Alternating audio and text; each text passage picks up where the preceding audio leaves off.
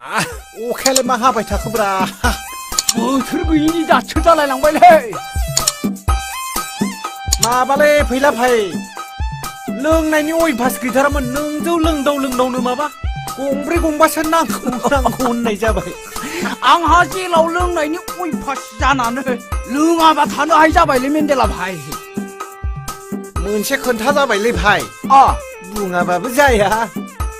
आं नोंखौ लानानै जोबोद सिन्था जाबायलै मानसिया जाद्रायनाय बायदि मोनलायबाय नामा नोङो बाथ्राखौ बिथिङाखैलै आङो नों जाबाय थानानिफ्राय खारबोनाय मानसि माब्लाबा पुलिसफोरा आंनाव नागिरना फैगोन न'फोरखौ जुदि सावना होलांनांगौब्ला न'खौ लांलाय बोरै लुनो हानो साला बै पिसिडिसिना सिडिटिसिनि चेयारमेनफ्राबो माहाजोनसो होयोलै न'खौ जों गैयिखौ नायफिना न' हिसाबैथ' मोनथावथारगौना नोङो आइडि नाम्बार गैयालै आंहा बेवहायनो फुल जालांदों माबा बुं माबा मोनसे खायदा खालामनांगोन मेन्देला भाई आच्छा बुंनाय नोङो मा वारनिं होग्रा बेयाव मोनसे बुस्थु धामा गोबाय खानानै दिरुंखौ बै लामाथिंजाय लांनांगोन कलटं केन्देलाखौ नङाबा सोरबा सासेखौ डिउटि होबाय थानानै पुलिस फैबाथाय दिरुंखौ बोबानो जाबाय बेयाव कलटं होबा आं खारनोसै थिग दं केन्देलाया बहा थांदों थानांगौथ' बेटा ओइ नै ओइ केन्देला बेटा बुद्धि नङाबा मोनजायालै दानि दिनाव नंगौ र' नोंनायाथ' बुद्धिजों जाबाय दं र' फै बै नारायण मोनहानाव सानाव बिसानाव मानसि थाबाङा फख्रियाव ना खावहैनांगौ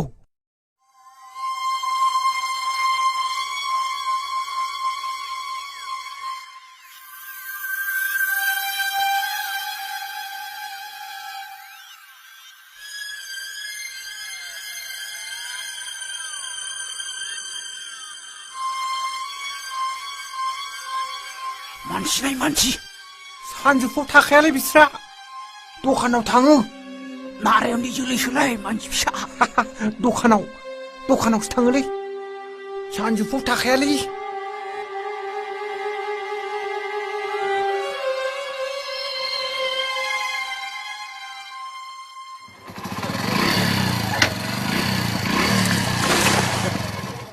नै मा ज्राव होनखो फख्रियावलाय सोरबा ना सारदों नामाब्रा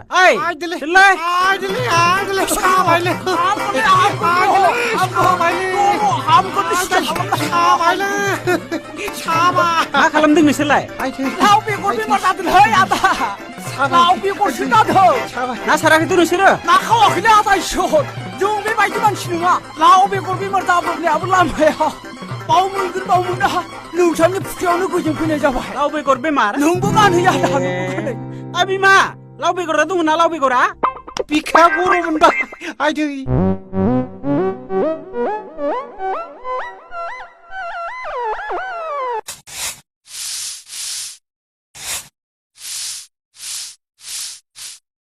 सब 2 नाम्बारनि भेजाल जानोनो हाया हिनजाव गैयिजों आख'फिखौसो मोनलायलांबाय आं ओइ फैला ओइ पुलिस मा पुलिस खारदो नंगौना नङाब्रा खारदो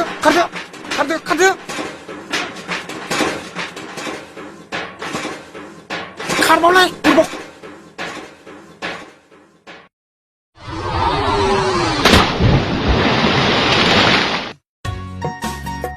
साला दासो मोनदों सफैथारबाय आं थगायदोंसोलै आफा साला बुरबक टेस्टिंसो नायदों आं बुरबक मानसिखौ बे थगाय नामा ओइ फैला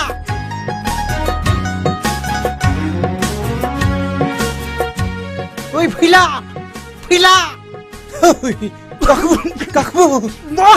गैया थगायदोंसो मा साला बैमानलै बेलाय गथ'आलाय गाखोबो साला हे फैमारसिगोन नामालै बेलाय फिसाखौलाय साला थगायदों